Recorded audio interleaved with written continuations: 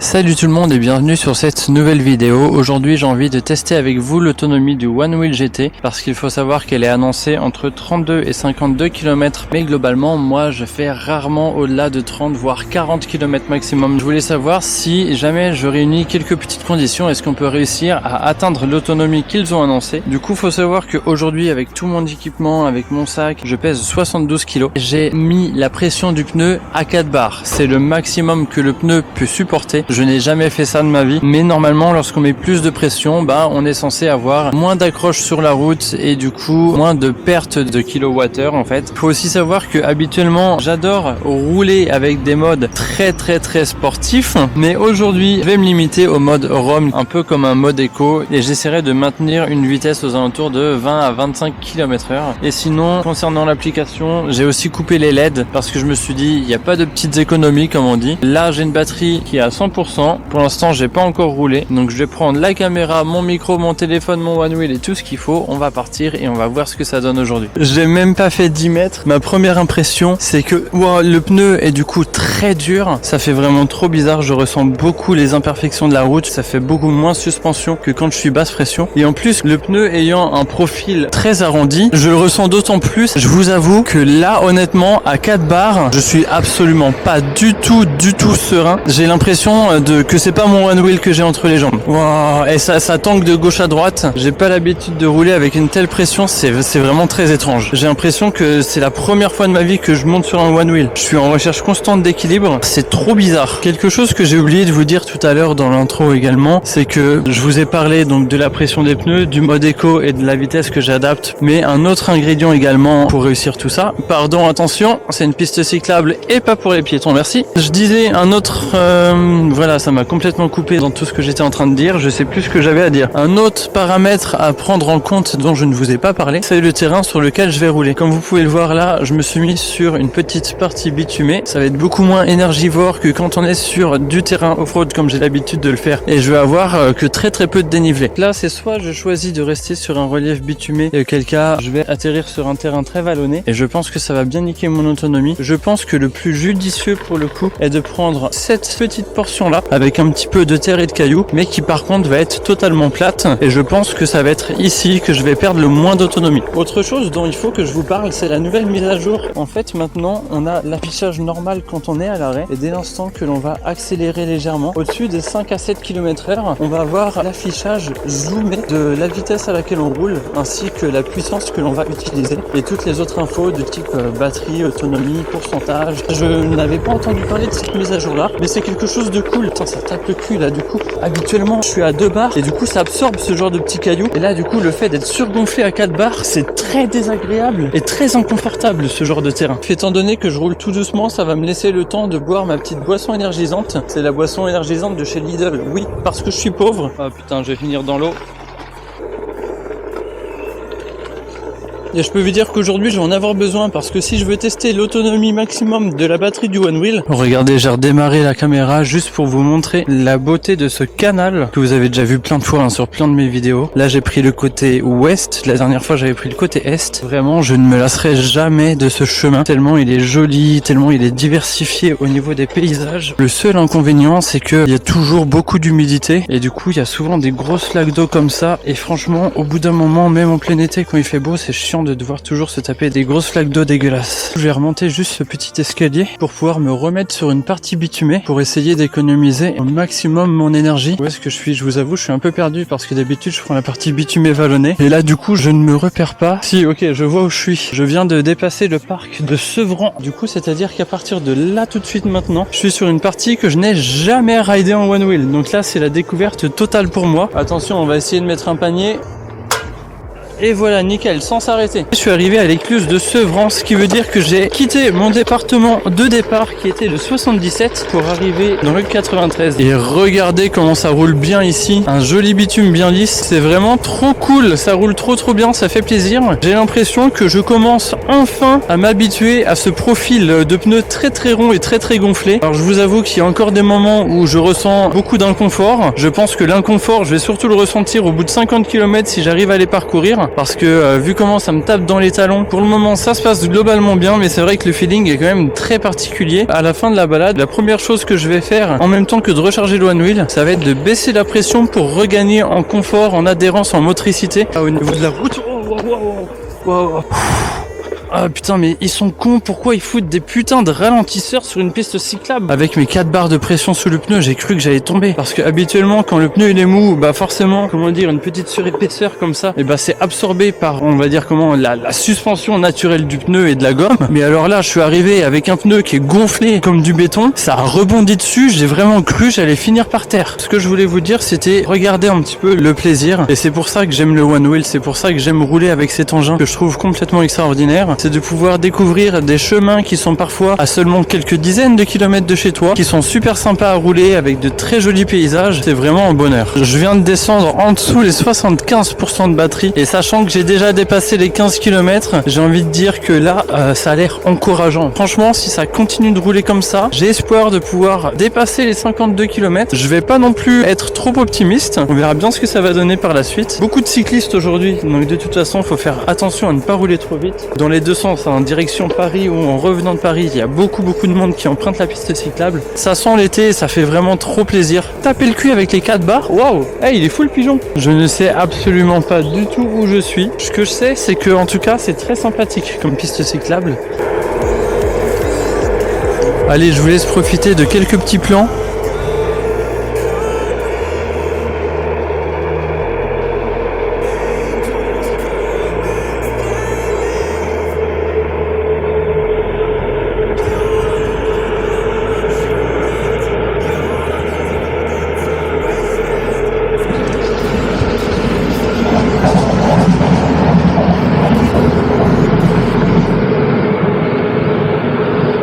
Le gros inconvénient de cette route bitumée super lisse, c'est que du coup, j'ai envie d'accélérer un peu, de profiter, de prendre quelques courbes et un petit peu de vitesse. Sauf que ouais, là, je viens de faire une petite pointe à 28 km/h, ça va me faire perdre en autonomie. Donc je vais continuer ainsi, je vais juste légèrement ralentir. Bon, alors du coup, je sais où je suis parce que je viens de dépasser la gare là sur ma droite. Vous me direz, j'aurais aussi pu prendre Google Maps et regarder. Je trouvais ça fun juste de profiter, de rouler et de pas sortir le téléphone pour... Oh incroyable. Oh c'est cool, c'est trop cool, c'est ouf. Putain, je sais plus ce que j'étais en train de dire. Ouais, mais du coup j'ai croisé un mec faire des grands coucous. Je lève les yeux. Là je vois un mec en one wheel. Incroyable, vraiment. Je crois que depuis que je suis installé en région parisienne, je n'ai jamais croisé d'autres one wheelers. J'avais un pote qui s'était acheté un one wheel parce qu'il avait vu le mien et qu'il avait dit j'en veux un aussi. Mais sinon par pur hasard, jamais je n'étais tombé sur un one wheeler en région parisienne. Là on sent que je me rapproche de Paris parce que bah j'ai l'impression que c'est fini la nature. Plus d'oiseaux qui chantent, plus de petits canards sur le bord de la route. On arrive sur des grosses structures, des grosses architectures, des gens qui marchent et qui roulent de partout, n'importe comment. Ça commence à donner des coups de klaxon, même en vélo, tu vois, ils donnent des coups de sonnette de tous les coins. On sent bien qu'on est sur Paris, hein, comme quoi c'est vraiment pas que les gens en voiture, hein, même les cyclistes sont stressés par ici. Regardez, ça double n'importe comment, ça fout les autres dans le fossé et ça en a rien à foutre. Les odeurs de pisse bien comme on aime sous les ponts, ouais, pas de doute, je me rapproche de Paris. Le bâtiment qui est sur ma gauche, ça ressemble au Zénith. Ça voudrait dire que là, je suis à la Villette, si je dis pas de bêtises. Honnêtement, je pensais pas avoir suffisamment d'autonomie pour réussir à venir jusqu'ici. Donc ça me fait vraiment me rendre compte d'un truc que je n'avais jamais fait attention auparavant, parce que d'habitude je roule toujours avec un mode sport, mais effectivement quand on se met en mode éco, vraiment la batterie dure, c'est impressionnant. Regardez le bordel, va falloir se trouver une place. En fait le pont était levé à l'instant même pour laisser passer le bateau, et du coup maintenant tout le monde essaye de se trouver une place pour réussir à retraverser parce qu'il vient de se rebaisser. Putain le bordel. Regardez ça, c'est quoi ce bordel? C'est horrible. Là je sais pas du tout où je vais, parce que du coup en fait j'étais en train de longer le canal de l'Ourcq, sauf que je suis tombé face à un bâtiment. 2 very boring minutes later. Je suis parti de chez moi tout à l'heure, il y a un petit peu plus d'une heure, en prenant le canal de l'Ourcq en direction de Paris. Là, on est au bout du canal de l'Ourcq. C'est le terminus. Après, comme vous pouvez le voir, c'est des bâtiments, c'est la ville, tout ça. On peut pas aller plus loin que ça en longeant le canal de l'Ourcq. Je suis vraiment arrivé au bout. Je suis encore à 60% de batterie. Il fait beau, j'ai pas envie d'aller me faire chier dans la pollution, dans les gaz d'échappement et tout ça. Je vais reprendre la rive gauche et je vais commencer à faire demi-tour. Et donc, ce que je vais faire au pire des cas, c'est que je vais faire un petit détour au niveau de la Villette, histoire de visiter un petit peu, de trouver 2-3 petits endroits sympas. Je vous le dis honnêtement, hein, je pensais pas réussir à venir aussi loin que ça aujourd'hui, juste en changeant de mode et en mettant mon pneu gonflé au max. Je pense sincèrement qu'aujourd'hui, je vais faire un kilométrage record comme je n'aurais jamais fait en une seule charge avec mon one wheel. Putain, en fauteuil roulant le mec. Trop fort. Et en tout cas, je vais vous ramener du contenu de ouf aujourd'hui et j'espère vraiment que ça va faire une vidéo très sympa. Il me semble que quelque part au niveau de la Villette, il y a une forêt de bambou. Je vais essayer d'y aller. Ça roule trop mal là par contre avec les pavés. Regardez, ça a l'air d'être quelque part par ici. Ah ouais, je suis sur une petite passerelle et regardez juste en dessous, il y a la forêt de bambou. Maintenant, il faut que je trouve comment faire pour y accéder. Ça a l'air d'être juste là. Par contre, je peux pas y aller en one wheel. Mais il faut quand même que je vous montre comme c'est joli.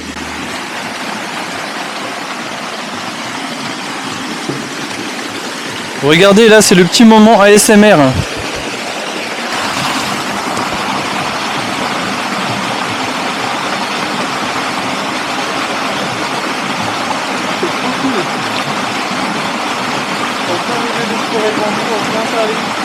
C'est trop cool, je suis trop content. Je suis en train de passer une super bonne journée. Avec l'eau là, ça donne un peu de fraîcheur, ça fait du bien. Oh, il y avait un joli petit chemin sur la gauche, mais il y avait des escaliers, donc je pouvais pas les prendre. Je crois que je vais tomber sur des escaliers là, ici aussi, de toute façon. C'est pas grave s'il y a des escaliers, mais au moins je vous fais profiter de ce super bel endroit. J'ai encore pas mal de kilomètres à parcourir, mais je vous avoue, je me serais bien posé ici. Et bah franchement, je kiffe plutôt bien cet endroit. Il y a moyen que je vienne passer des petites après-midi tranquilles ici cet été. Honnêtement, j'aurais bien aimé essayer de passer de l'autre côté pour pouvoir vous filmer la géote de la Villette, mais le problème c'est que je sais que par là-bas c'est que des escaliers et ça aurait pas été possible en one wheel. 5 minutes later. En fait, je ne m'étais pas rendu compte que j'étais en train de parler mais que la caméra s'était coupée parce qu'il y avait plus de batterie et du coup je ne sais pas à quel moment elle s'est coupée. Du coup je vais reprendre. Je disais, j'ai pas encore eu la notification des 50% de batterie, mais je viens de dépasser les 30 km. Du coup je vous laisse faire des estimations, des pronostics sur combien de kilométrage vous pensez que je peux réussir à réaliser aujourd'hui. Est-ce que vous pensez que je vais faire moins de 60? Est-ce que vous pensez que je peux faire peut-être 62, 64, peut-être 70, peut-être même encore plus? Je vous laisse me faire vos estimations en commentaire et du coup on verra en fin de vidéo qui avait raison. Il commence à être tard, je crois qu'il doit être bien 18h30 voire même 19h, et si jamais il me reste un petit peu d'autonomie quand j'arrive chez moi, bah je ferai 2-3 détours autour de mon quartier. Ça m'éviterait de rentrer à pied si jamais la batterie de mon one wheel devait ne pas tenir aussi longtemps au retour qu'à l'aller. Bon, sachant que du coup je suis sur le même chemin qu'à l'aller mais sur la route retour, bah forcément tous les paysages que vous avez là, c'est des paysages que vous avez déjà vu au début de la vidéo. Je vais couper un petit peu la caméra et je vais me mettre de la musique dans les oreilles. Il y a le nouvel album de Bring Me The Horizon qui est sorti il y a 2 semaines. Je peux pas vous le faire écouter pour des raisons de droit d'auteur, mais si vous voulez, rien que pour vous, je vais le chanter. 15 minutes later. Je voulais pas filmer mais je me suis tapé une gamelle, la caméra était éteinte. Je vous ai déjà fait un short en plus ici pour vous dire que les racines qu'il y avait là, elles étaient complètement meurtrières. Regardez, je sais pas si vous vous rendez compte du relief qu'il y a là au niveau des racines. Quand je suis gonflé à 2 barres, du coup bah ça absorbe un peu, sauf que là gonflé à 4 barres en fait, j'ai une wheel qui a complètement rebondi dessus et j'arrivais pas à rattraper mon équilibre. J'ai fini par arriver dans le fossé. Heureusement que j'avais le casque, parce que là sans casque, l'arrière de ma tête aurait cogné si fort. Oh le coup de pression mon gars, t'imagines même pas. Et voilà, je vous ai fait un petit screen pour vous montrer, mais je viens d'atteindre les 52 km d'autonomie maximale et il me reste encore 18% de batterie, ce qui selon l'application me permettrait de faire encore 12 km. Donc c'est-à-dire probablement de dépasser les 60 km. Je commence à avoir vraiment les pieds en compote parce que il est bientôt 20h et je suis parti de chez moi à 16h. C'est-à-dire que ça fait 4 heures que je suis en train de rouler sur le one wheel, que je n'ai presque pas posé le pied de la balade en fait. Et avec un pneu gonflé aussi dur que ça, l'inconfort commence à vraiment se faire ressentir au niveau des talons. Et en plus, depuis tout à l'heure, depuis ma chute, dans les hautes herbes sur le côté, il faut savoir que je suis quelqu'un qui est très allergique à tout ce qui est pollen, graminées. Et donc moi ça va beaucoup moins bien que le one wheel honnêtement. J'ai le visage qui commence à me brûler de fou parce que du coup je suis tombé et que j'ai respiré toutes les mauvaises herbes qu'il fallait absolument pas que je respire en fait. Et oui quoi? Oui ça va et toi? Ça va? Passe une bonne après-midi? Oui. À plus. Trop drôle. Ouais bah j'ai respiré toutes les hautes herbes dont je suis allergique et du coup pas ouf du tout.